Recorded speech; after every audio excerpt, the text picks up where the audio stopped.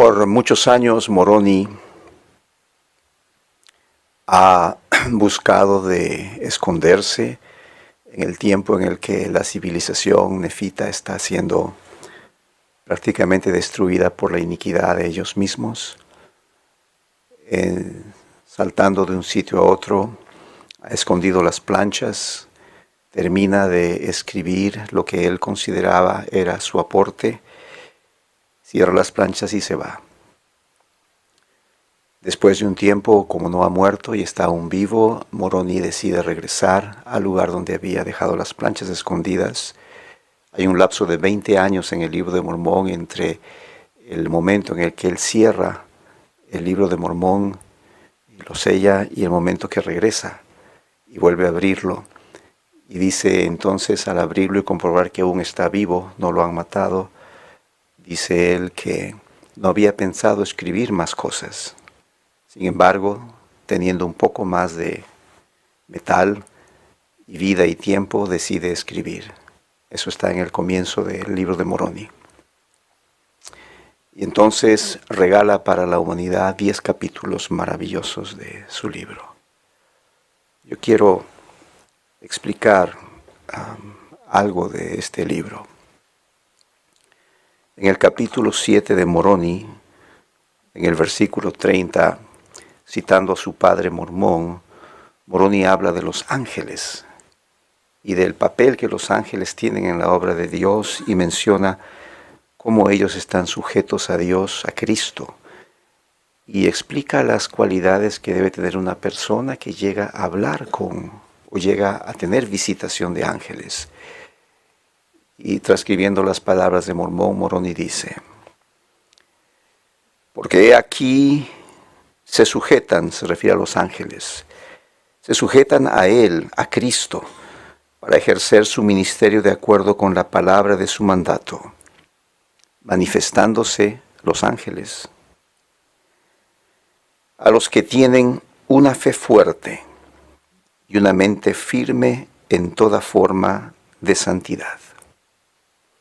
Quiero hablar de santidad. Quizás parece un tema fuera de orden en una despedida, pero oré y eso es lo que sentí que debería decir. La palabra que aparece en el español en este versículo, santidad, es una buena traducción.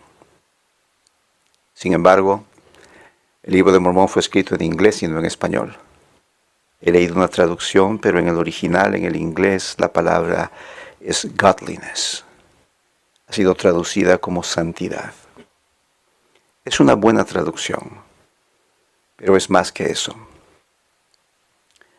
Godliness significa literalmente devoción, consagración. La palabra devoción viene del idioma latín, del cual proceden la mayoría de idiomas que tenemos cercanos a nosotros: portugués, inglés, español. Devoción es devovere en latín, que viene de juramento, consagración, hacer una promesa solemne. Santidad o devoción es eso. Es ser una persona que ha hecho un juramento solemne frente a Dios y que ha consagrado su vida a Dios.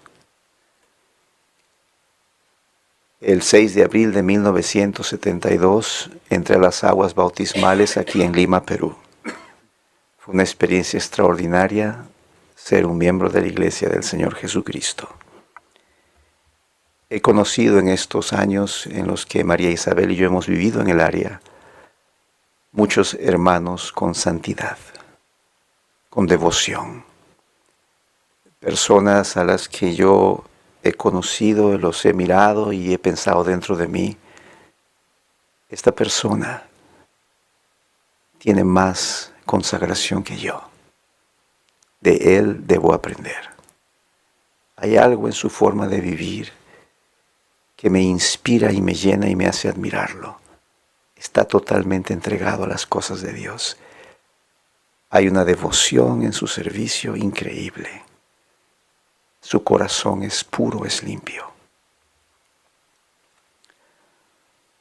Yo creo que la Iglesia de Jesucristo debe estar formada por santos de los últimos días o personas con santidad, con godliness, con devoción. Y yo creo que en ese camino estoy un poco atrasado. Pero agradezco a Dios haber vivido en esta área donde he conocido muchas personas que tienen un espíritu de godliness, de santidad, de devoción, de entrega completa de sus vidas a Dios. He conocido personas aquí en las oficinas con una devoción inmensa a la obra. He conocido empleados que no han mirado el reloj para su tiempo de servicio. Empleados que nunca tienen en sus labios la palabra no, no se puede.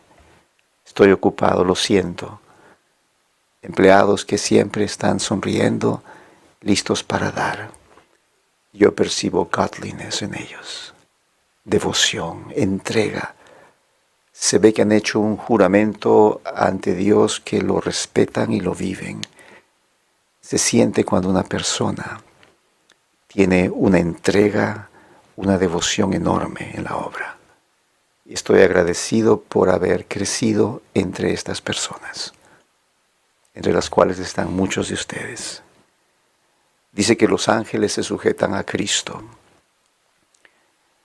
y que ellos se manifiestan, se presentan, se muestran solamente a aquellas personas que tienen una mente muy firme, una fe muy fuerte y una mente muy firme en toda forma de devoción.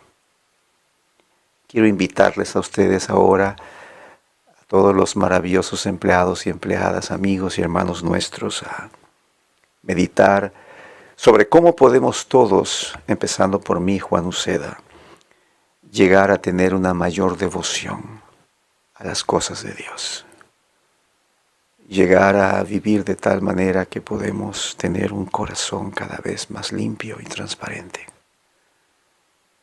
Es importante que yo mire dentro de mí para que pueda averiguar, descubrir, encontrar qué cosas debo cambiar yo en mí para alcanzar a tener un corazón entregado, un corazón devoto, un corazón santo, limpio y puro.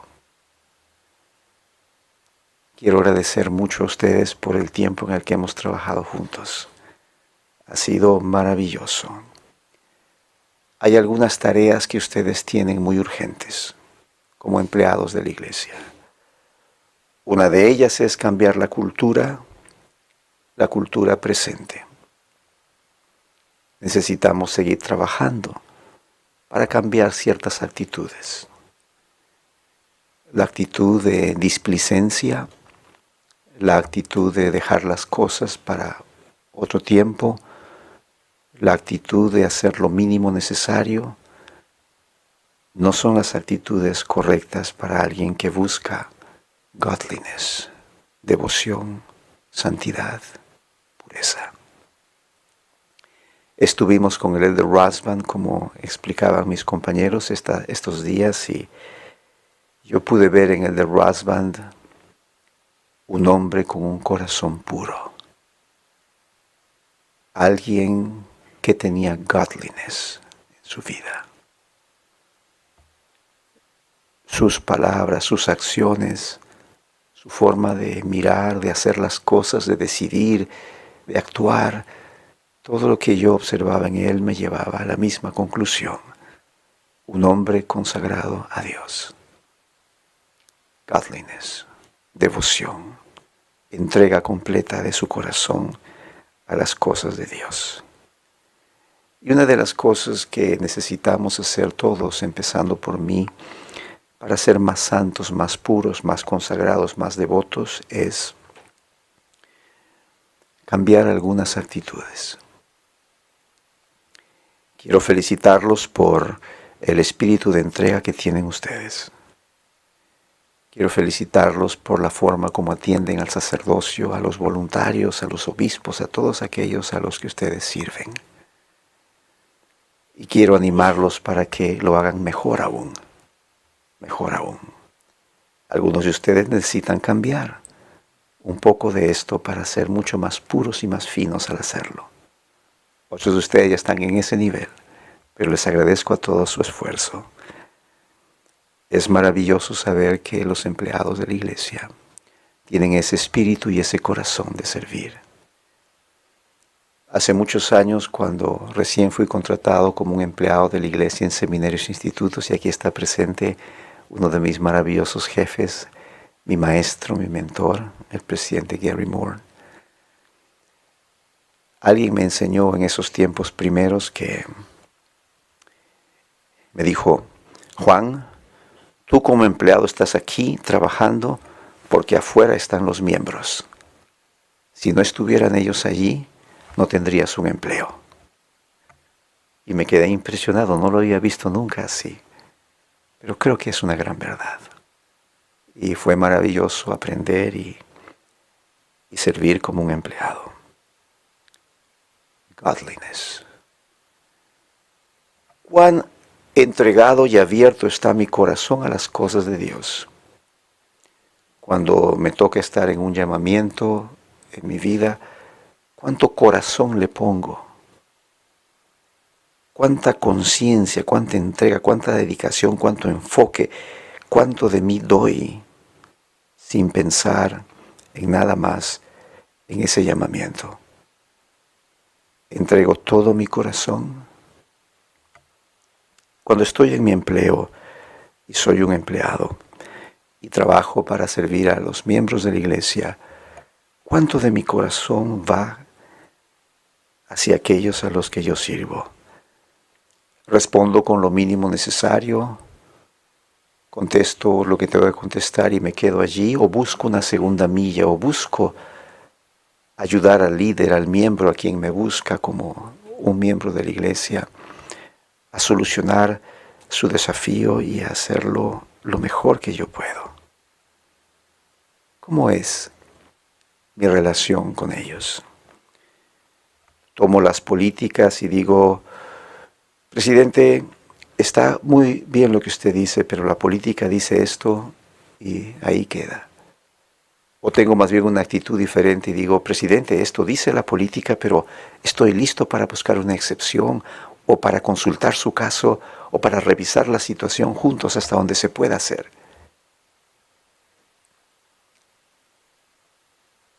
Yo creo que es maravilloso lo que yo he visto. Hemos vuelto con María Isabel después de 7 años al área y les hemos visto a ustedes.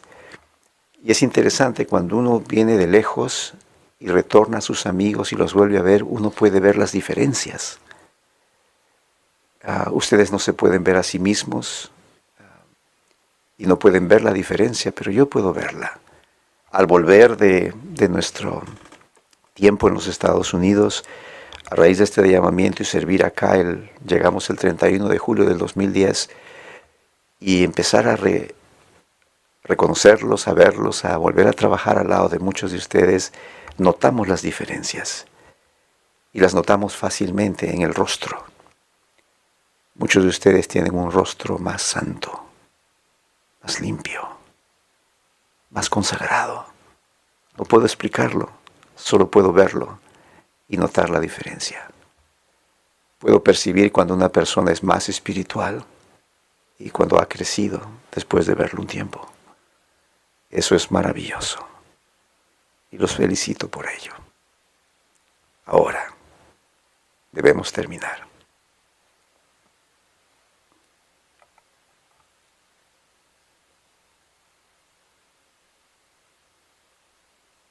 Hay una urgencia muy grande. No podemos verlo porque nuestra visión es muy corta. Pero los hermanos mayores, la primera presidencia y los 12, ven cosas que nosotros no podemos ver. Han atisbado en el futuro, han oteado en la distancia, han mirado cuidadosamente lo que va a ocurrir en la tierra. Y dentro del plan maravilloso de Dios, es muy importante que nosotros tengamos un sentimiento de urgencia en nuestros llamamientos, en nuestro servicio, en nuestro trabajo como empleados. Un sentimiento de urgencia de ayudar a la iglesia en el área a madurar, a madurar. Porque el día va a llegar en el que las autoridades mayores tendrán que voltear hacia Latinoamérica, hacia todas estas áreas donde está la sangre de la familia de Leí. Y tendrán que pedirnos más misioneros para llevarlos a otras partes del mundo. Tendremos que ser autosuficientes en las ofrendas de ayuno. Tendremos que ser autosuficientes en el pago de los diezmos para sostenernos como iglesia en Latinoamérica y tener aún más para poder compartir con otros y hacer lo que nuestros hermanos mayores nos enseñaron en Lago Salado desde siempre, de dar para ayudar a la obra a crecer. Les invito a ustedes y me invito a mí a pensar en el futuro y hacer el mejor esfuerzo que podamos por limpiar nuestro corazón y por servir a los demás, para ayudar a la iglesia a crecer. Fue en agosto de 1956 cuando los primeros 3 o 4 misioneros americanos pisaron el Perú. Fue el primer lugar donde en esta área llegaron los misioneros. Noviembre 1 del 59, una reunión especial, primera reunión donde se organiza la primera rama oficialmente de la iglesia en el Perú. Febrero de 1970, Gordon Bittner Hinckley aquí organizando la primera estaca de la iglesia en el Perú y en el área. No había iglesia, no había estacas en el área hasta 1970. Hoy hay 227. Y después de febrero del 70 viene un crecimiento enorme en la iglesia.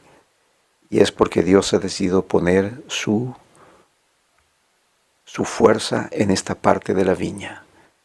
Es una parte baja de la viña donde Él ha puesto algunos retoños, ha puesto a ustedes para que puedan rendir fruto para el momento de la cosecha.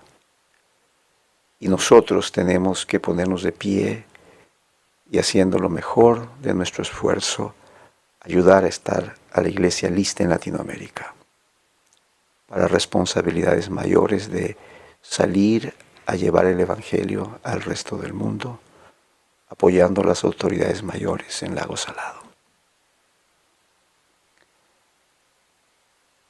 Soy un siervo de Jesucristo, el menor de todos. Como tal, en mi debilidad de hombre, consciente plenamente de la pequeñez de mi vida, expreso que Jesús es el Cristo. Les digo a ustedes, hermanos, que la tumba está vacía. He percibido claramente en miles de ocasiones, muchas veces asombrado y en silencio, he observado claramente la mano de Cristo en la iglesia. Sí, a veces uno puede decir, yo tomo esta decisión, yo hago esto, vamos a hacer un cambio con este hermano, aquí un relevo. Y uno puede pensar quizás como hombre que uno está haciendo cosas por sí mismo. Y Dios nos da la oportunidad y la libertad de tomar decisiones, ojalá bajo inspiración. Pero al final del día, en silencio he observado en miles de circunstancias que pensando que sería lo que yo quería, se ha terminado haciendo lo que Dios quería. Siempre es así, es su iglesia. He visto su mano, conozco esa mano. Es una mano que toca y bendice todo lo que toca. la mano de Cristo. Él es grande, es único, es mi Rey y mi Señor, es mi Dios, Él es mi todo. Me humillo hasta el polvo frente a Él y me siento pequeño. Soy un miembro de la iglesia que está aprendiendo a conocer a Cristo. Es tan grande su poder y su sabiduría, es tan enorme su entendimiento que ni siquiera puedo entenderlo. Su poder es tan inmenso que mi mente no alcanza a comprender. El poder de su Padre es enorme. Yo he visto con mis ojos físicos y con mis ojos espirituales muchas cosas que Dios ha hecho en mi vida y en la vida de otros que me confirman el amor profundo que tienen por nosotros. Este es mi testimonio. He recibido revelación. He escuchado la voz de Dios miles de veces. Yo conozco esa voz. Sé cómo suena. Es dulce, es hermosa. En algunas pocas ocasiones ha sonado fuerte para llamarme al arrepentimiento. Pero en la gran mayoría de ocasiones ha sonado como suena. Es dulce, es imperceptible. Es una impresión que viene a uno. Y uno sabe entonces que está oyendo. Está oyendo la voz de Dios. La voz de Dios. Gracias. Al final del llamamiento, cuando seamos relevados, Marisabel y yo volveremos para saludarles, para verles y seguir viendo el cambio en la mejora y el crecimiento de ustedes. Estaremos abriendo los Church News y mirando el Internet todos los días para saber del progreso de ustedes y de la iglesia acá.